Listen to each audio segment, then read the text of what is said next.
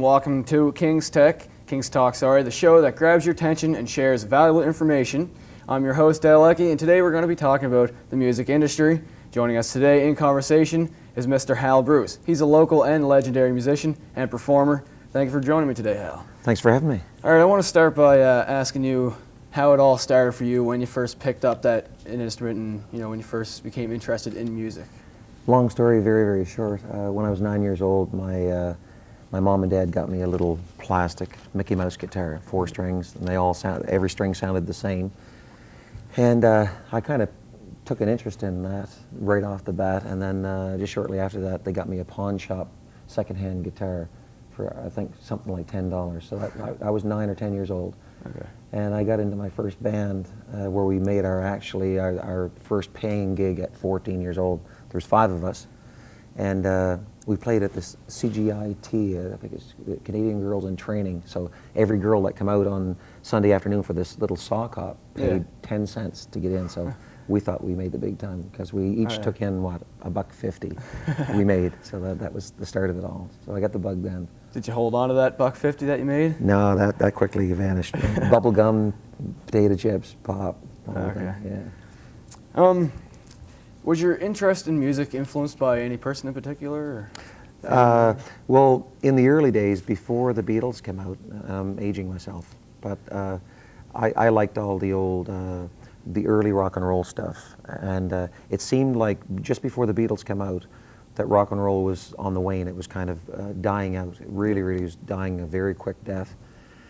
And then when the Beatles came on the scene in '64, February, on Ed Sullivan, they just revitalized it and they changed the direction of rock and roll altogether. So I was already into the guitar. I could play 2 or 3 chords, that's it, but I played them all day long.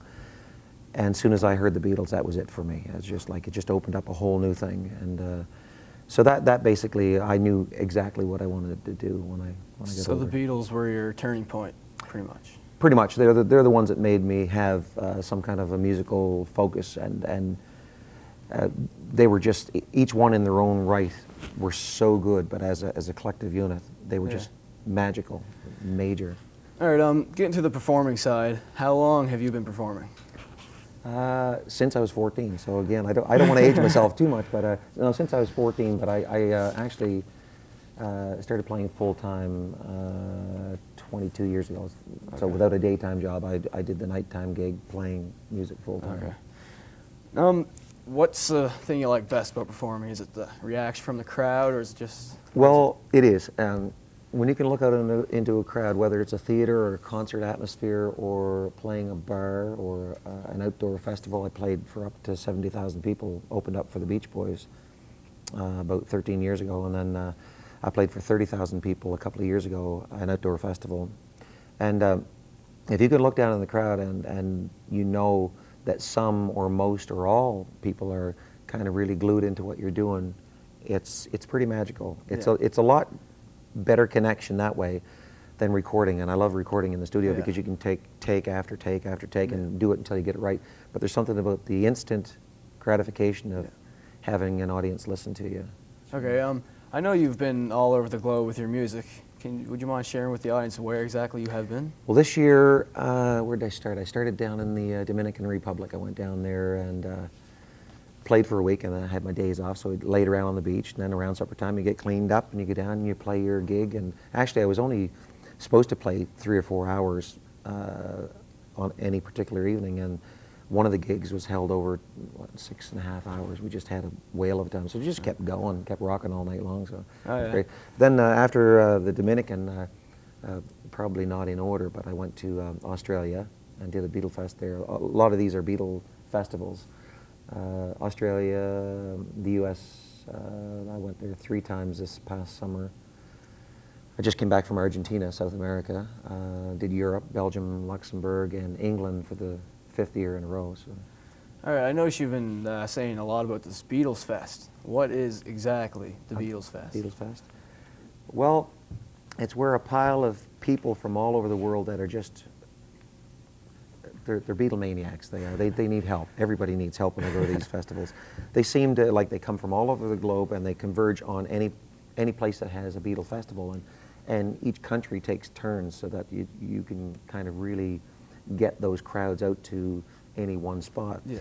And like I say, these folks need desperate help. Like they're just so in tune to they know every breath, every note that they've ever done. So if you're playing a song and you hit a G chord, you better make sure it's a G chord, and if it's not an E minor. But they seem to know all their stuff. Like they're serious Beatle fanatics out there. So when did the Beatles Fest start? It depends on which country. In Argentina, I just came back from there, and I was invited to their fourth one, fourth year in a row.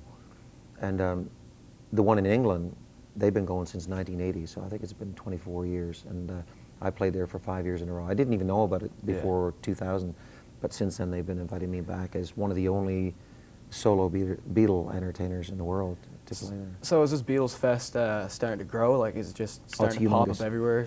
It started off in Liverpool.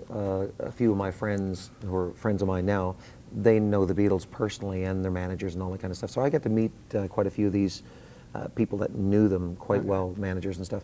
They started the idea back in 1980 in a bar. They were having a couple of beers, and they thought, geez, we should get a little bit of a festival going. So it started as just a bar idea where they got one band in to play for an afternoon or whatever, and had some locals in Liverpool come down and just reminisce about Beatles stuff. So after year after year, they kept expanding. So now there's 350,000 people that visit Liverpool during Beatles Festival. So it's incredible. Is there any performance for you that you can is like your best performance that you just love playing at? Well, there have been a number, but the most magical time for me was I was at the Cavern, and it's a legendary place. That's where the Beatles were discovered, and they played there a total of something like 263 times. And their last performance was on, I think, August 23rd, 63, just before they made it in America. Anyway, I was hired to do a 9 to 10 1-hour slot. Yeah. And so I did the 9 to 10, and when I left the stage, the place is packed, and they wanted to hear another song. And after 10 o'clock, the place is closed down because they've been so busy and so packed full of people all day long. The MC, do you want to hear some more? So they were just going ballistic. So I came back out to do 3 songs. And the host said, well, you may as well play as long as you want. So we ended up shutting her down around 12:30, so I played 3.5 hours. And at the end of the performance, it's like you realize that the audience actually, they were as important as what the music was, because they kept feeding these terrific vibes, Beatle vibes and stuff like that. So I was supplying the music and energy that way, but they're also supplying. So it was pretty magical. I see you brought a DVD with you today. Would you mind explaining that to the audience? The DVD is actually, I did a concert in Pictou not too long ago with a really good friend of mine, Scott Ferguson, who played with the Rankin family as their drummer for 7 years. Right on. Tremendous drummer and percussionist.